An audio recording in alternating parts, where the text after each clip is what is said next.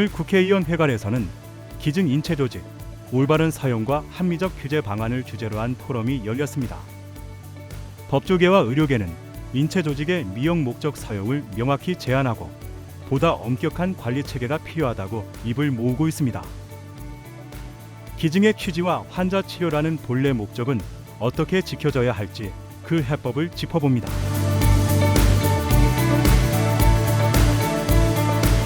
오늘의 포럼은 기증 인체 조직의 올바른 사용을 위한 합리적 규제 방안이라는 제목으로 기증 인체 조직이 기증자와 그 유족의 숭고한 뜻에 맞게끔 환자의 질환 치료 목적으로 한다는 정의와 그 가치에 합당하게 적용될 수 있도록 보건의료제도의 확립과 사회적 윤리 형성이 정당히 이루어질 수 있게 하기 위한 시작입니다. 규제는 결국 국민의 신뢰 위에 서 있습니다. 규제를 지킨 자가 불이익을 받고 규제를 피한 자가 이익을 취하는 구조가 지속되면 어떤 경제 주체도 규제를 준수할 유인을 갖지 못하는 사회가 될 것입니다. 첫째, 인체조직법의 미용사용 금지를 명문화하십시오.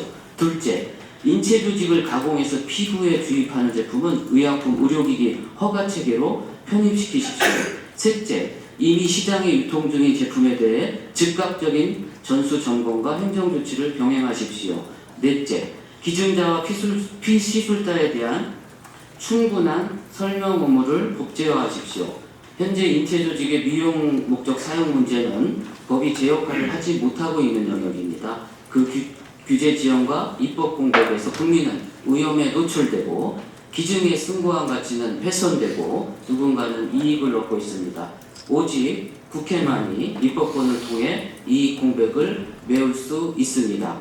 국민의 생명과 건강 그리고 인체 기증의 숭고한 가치를 지키기 위해 인체조직 미용 목적 사용의 명확한 금지와 실효적 규제 체계 구축을 위한 국회의 신속한 입법적 결단과 규제 당국의 즉각적인 행정 조치를 법률 전문가의 관점에서 촉구합니다.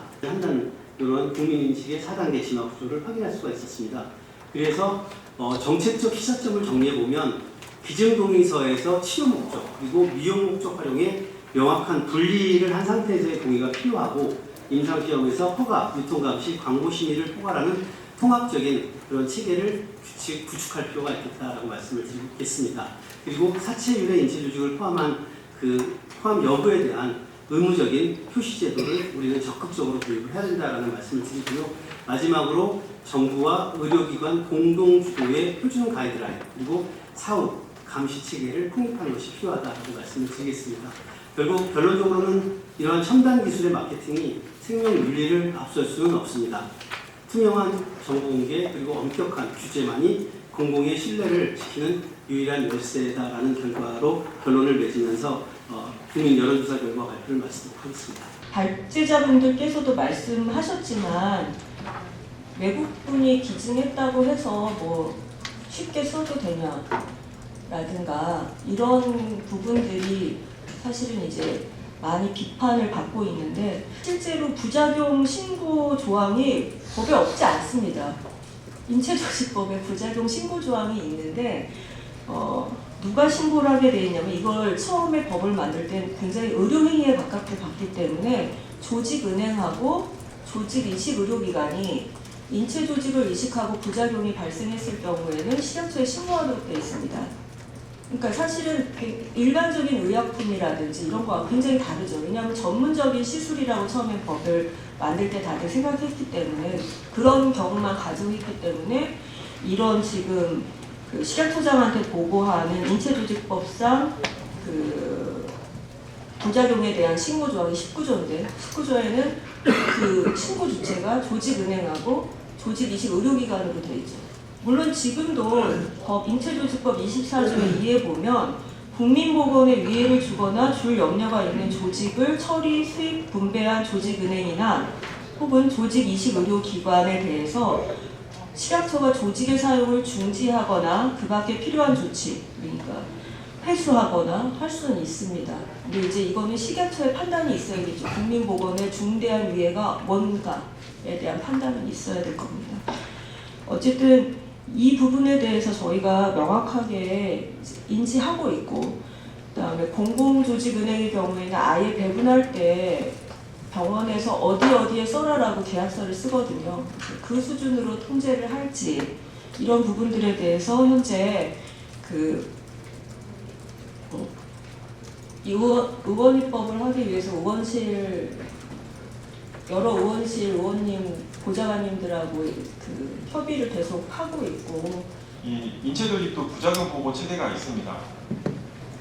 있는데 그 부작용 보고 체계 부작용을 보고할 수 있는 기본적인 주체가 조직은행과 조직 이식 의료기관으로 되어 있거든요.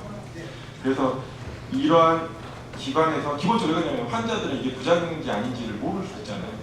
그래서 조직은행이라든지 병원에서 먼저 한번 체크하라는 의미도 있었던 것 같고요.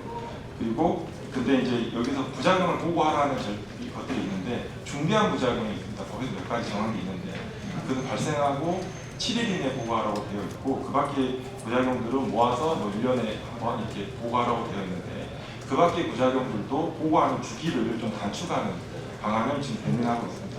그 밖에도 저희 일반 이번에 부각이 돼서 제가 이제 고민을 하고 있는 건데요. 일반 소비자들도 부작용을 신고할 수 있는 이런 절차도 좀 마련을 할까 검토를 하고 있습니다.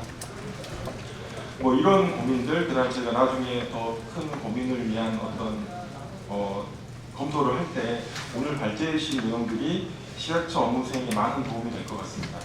그리고 오늘 의원님들도 오셔서 말씀을 해주셨는데 국회에서도 이 분야에 대해서 관심이 많으신 걸로 알고 있고 국회에서도 이런 부분에 대해서 입법을 해주신다면 저희 식약처도 노력하는 부분이 있겠지만 적극적인 자세로 검토하도록 하겠습니다.